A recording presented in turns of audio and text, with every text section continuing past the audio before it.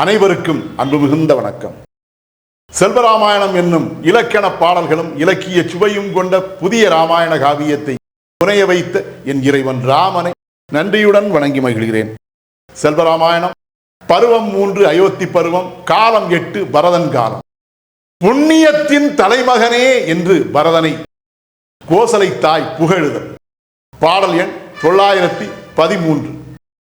அன்பென்றால் ராமன் என்றே அன்னை நினைத்துவந்தேனே, என் மனத்தின் உணர்வதிலே இல்லை ஒரு தவறெனினும் உன் மனத்தின் உயர்வாலே உணர்த்தினையே தவறெனவே.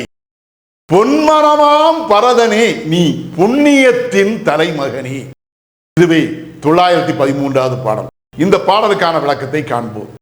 அன்பென்றால் ராமன் என்றே அன்னை நினைத்து உவந்தேனே என்ற முதல் வரிக்கான விளக்கம். அன்பிலே சிறந்தவன் உன் தமையனாகிய ராமன். அனைவருக்கும் அவன் அன்பை கொடுக்கக்கூடிய தன்மை கொண்டவனாக விளங்குவதால் அன்பு என்றாலே அது ராமன் தான் என்று இத்தனை காலமும் நான் ராமனை குறித்தே பெருமையாக எண்ணி வந்தேன். என் மனத்தின் உணர்வதிலே இல்லை ஒரு தவறெனினும், ராமன் நான் பெற்ற மகன். என்னுடைய மனத்தின் உணர்விலே ராமனை குறித்து அவ்வாறான பெருமையான மேன்மையான எண்ணங்கள் எழுவதில் எந்த விதமான குற்றமும் இல்லை, அது இயல்பானது. ஆனாலும் கூட உன் மனத்தின் உயர்வாலே உணர்த்தினையே தவறெனவே.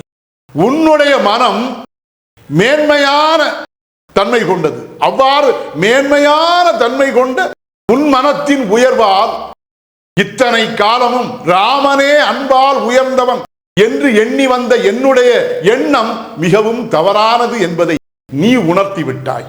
பொன்மனமாம் பரதனே நீ புண்ணியத்தின் தலைமகனே. பொன்னானது எந்த சூழ்நிலையிலும் தன்னுடைய நல்ல பண்புகளை இழந்து விடாமல் இருப்பதைப் போலவே எந்தவித துன்பமான சூழ்நிலையிலும் கூட நல்ல பண்புகளை இழந்து விடாத பரதனே, நீ உலகத்தில் உள்ள அனைத்து புண்ணியங்களுக்கும் தலைமகனாக நீயே திகழ்கிறாய். அத்தகைய மேன்மையானவராக நீ விளங்குகிறாய் என்று அந்த தாயானவள் பரதனை பார்த்து வியந்து பெருமிதத்துடன் கூறினாள். இதுவே 913வது பாடலுக்கான விளக்கம். செல்வராமாயணத்தின் 914வது பாடல் மற்றும் அதன் விளக்கம் ஆகியவற்றை அடுத்த பகுதியில் காண்போம். இறையருளால் அடியேன் இயற்றிய நல்லதோர் இலக்கியத்தையே செல்வராமாயண காவியமாக உங்கள் முன் தொடர்ந்து வழங்கி வருகிறேன். உங்கள் அன்பையும் ஆதரவையும் தொடர்ந்து தந்து இந்த புதிய ராமாயண காவியத்தை அனைவரிடத்திலும் கொண்டு சேர்க்குமாறு உங்களை அன்போடு கேட்டுக்கொள்கிறேன். அனைவருக்கும் நன்றி, வணக்கம்.